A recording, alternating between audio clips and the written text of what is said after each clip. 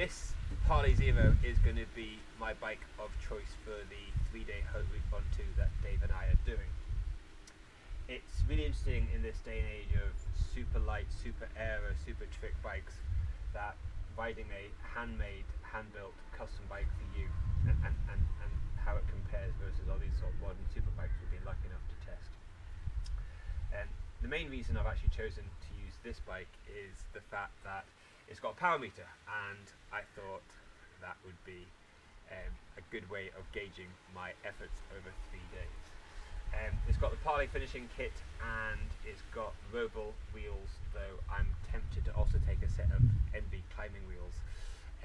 Probably going to do the Roval wheels on day one, and if I struggle really badly on Ventoux, which I possibly will, day two I'll use the NV tubs. And then on the third day we have the world's poshest hill climb. We have a individual time trial up Ventoux, no downs, just simply up. And I think the NV climbing wheels will be really helpful on fatigue legs.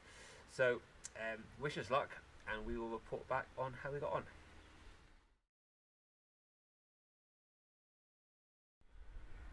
One of the really interesting developments over the last 5 years has been wheels, aerodynamics and weight. Back in the day it was a very simple rule: the lighter the wheels were, the better they were. And now people like Zip and NV have popularized a much more aero focus on wheels, and below 15 kilometers an hour it's better to go for light rotating weight. Above that, aerodynamics will always trump lightweight. If you look at most pros, they're not riding super light wheels anymore, they're riding aero wheels, but they've also got the issue where they need to be above this sort of archaic UCI weight limit, which us amateurs don't. So I'm in a bit of a quandary. These are my NV 2.2 climbing wheels, and I absolutely love them.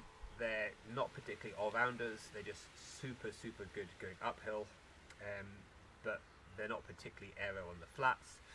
And my current favourite all-round aero wheel set is the Roval CLX 50 wheels from Specialized. I've been riding these for about 4 weeks now and literally haven't taken them off the bike now. Super wide, really good brakes, brake track, and the supremely good ceramic speed bearings. So I think, given the way the event goes, it's like 100k of sort of rolling flat and then Ventoux at the end. I'm going to try to use the CLX 50s to start with.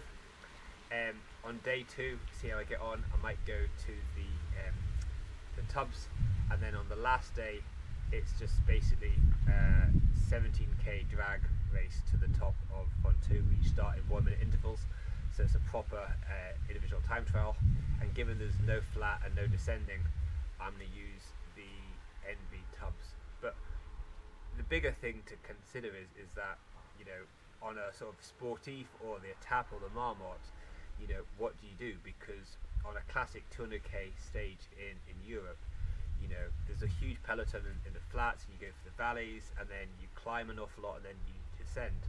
And it used to be quite a simple rule: you get some super light, super skinny wheels, which, you know, lightest rotating weight. And now things like NV 3.4s or Zip 303s or these Rovals have sort of shown that, you know, an all-round wheel that's quite light but very aero is probably the best all-round wheel set you can get.